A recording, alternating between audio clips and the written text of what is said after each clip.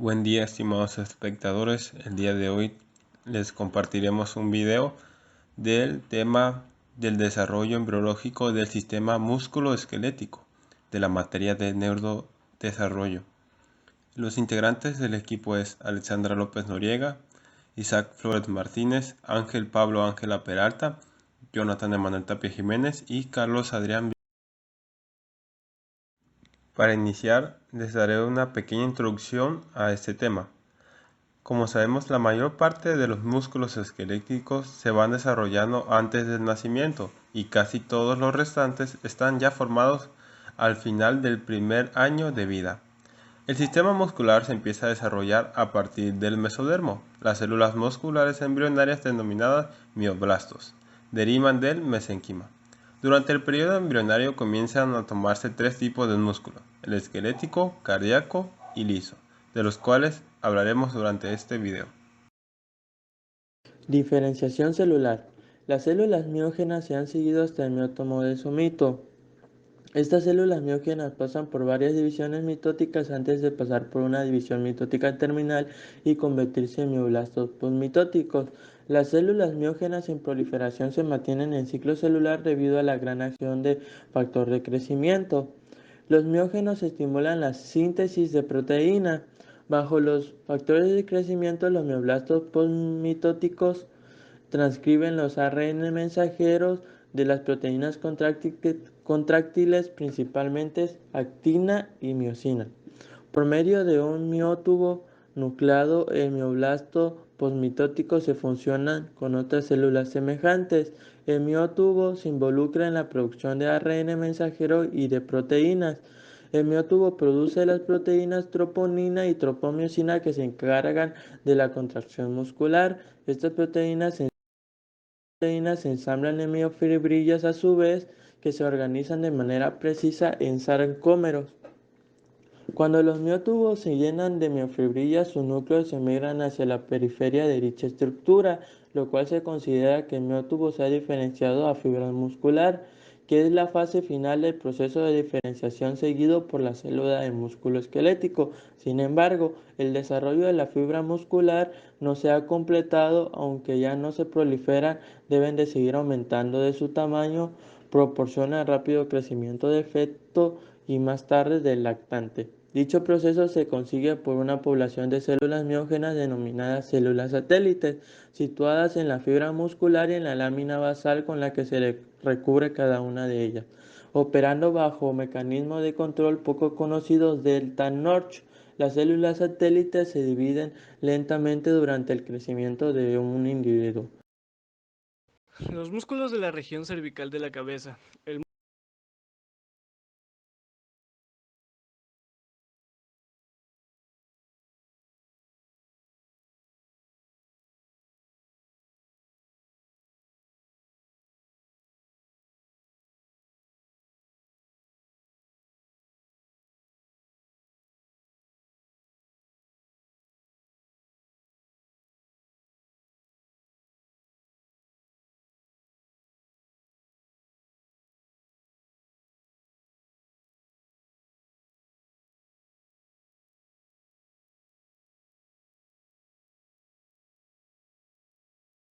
Los músculos de la región cervical de la cabeza. El músculo esquelético de la cabeza y cuello se origina en lo que es el mesodermo. Los omitómeros del mesodermo paraxial son la principal fuente de la musculatura craneal y las células que forman músculos extraoculares son derivadas de la placa precordal del embrión temprano. Los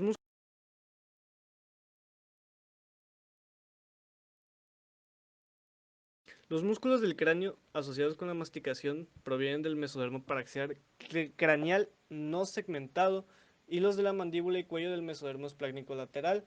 Después de la gastrulación, que termina a finales de la cuarta semana de gestación, el mesodermo esplácnico lateral da lugar a lo que es la musculatura craneal inferior. Los músculos del tronco, cabeza y cuello se forman cuando las células miógenas se mueven desde el mesodermo paraxial a través de la mesenquima hacia su destino final. La morfogénesis de la musculatura de la región craneal es determinada por la formación inherente de tejido conjuntivo.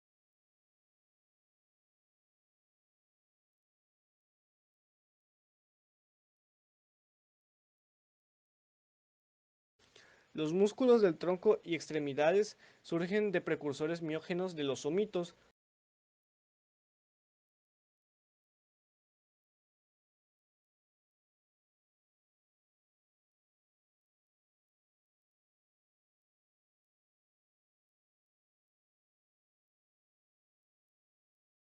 Los músculos epiaxiales, que son del tórax y el abdomen, surgen del labio dorsal del miótomo, y los músculos hipoaxiales a partir de las yemas ventrales de los somitos.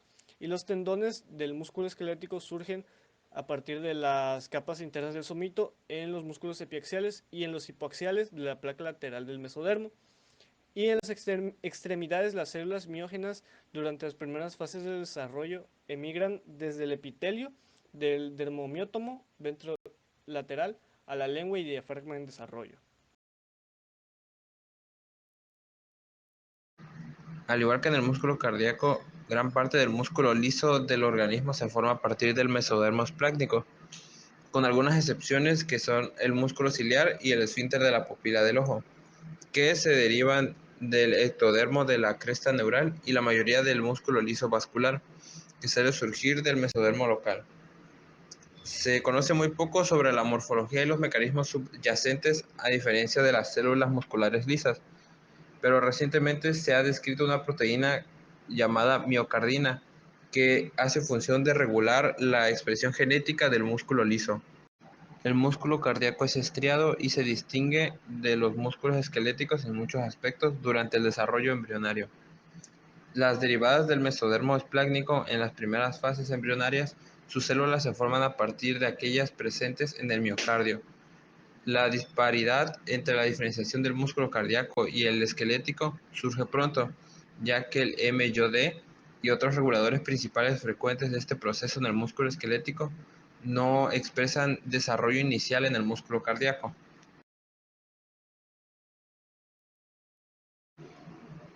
Las anomalías del músculo esquelético. Las anomalías son muy frecuentes y como ejemplo podemos tener la ausencia de partes del pectoral mayor. Una de las mayores familias de anomalías del músculo esquelético son las distrofias, y estas se caracterizan por la degeneración y la regeneración repetida de varios grupos musculares durante la vida postnatal. Una distrofia que afecta solo a niños es la distrofia de Duchenne. Se produce por la ausencia de una de las proteínas asociadas a la membrana, que se llama distrofina, y están en las fibras musculares. Las anomalías son muy frecuentes y como ejemplo podemos tener la ausencia de partes del pectoral mayor. Una de las mayores familias de anomalías del músculo esquelético son las distrofias, y estas se caracterizan por la degeneración y la regeneración repetida de varios grupos musculares durante la vida postnatal. Una distrofia que afecta solo a niños es la distrofia de Duchenne. Se produce por la ausencia de una de las proteínas asociadas a la membrana, que se llama distrofina, y están en las fibras musculares.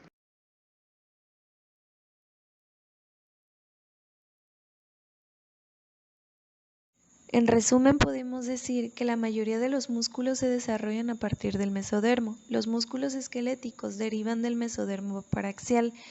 Provienen algunos de los somitas, originando los músculos del esqueleto axial, pared corporal y extremidades. Otros provienen de los somitómeros, originando los músculos de la cabeza.